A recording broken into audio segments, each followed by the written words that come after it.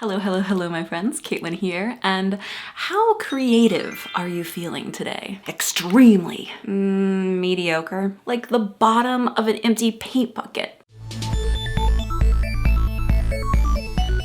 Growing up, I was always considered a creative kid. I usually had the most elaborate creative projects.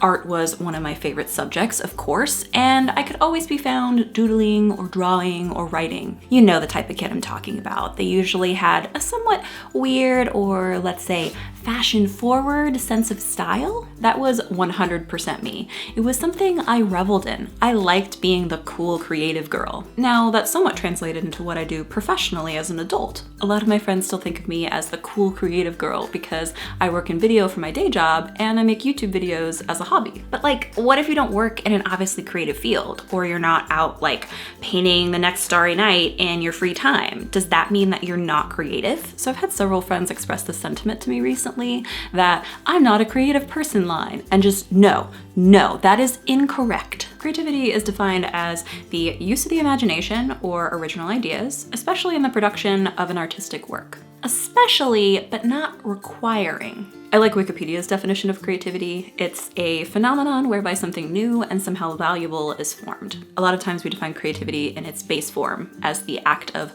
creating a work of art or music or writing, etc., etc. So if you work in an office selling, I don't know, insurance, you don't feel very creative. Or maybe you've never even been able to draw a straight line to save your life, much less draw anything recognizable. So does that mean you're cursed to live a boring black and white life of drudgery? Heck no. I'd like to assert that you are more creative than you think. All of us are creative. We're just creative in our own way, because the basis of being creative is thinking creatively. This means thinking differently or outside of the box. Yeah, corny stuff you've heard before, right? But anytime you solve a problem in a new way, you're thinking creatively. And you can apply this to something as mundane seeming as making a PowerPoint presentation at work, or deciding to watch some YouTube tutorials to teach yourself how to crochet because you think those little crochet Pokemon are so cute. You don't have to be good at it, especially not to start. That first PowerPoint presentation or crochet creature is probably gonna look a right mess. But the next step from creativity is practice. And that's the part that doesn't seem very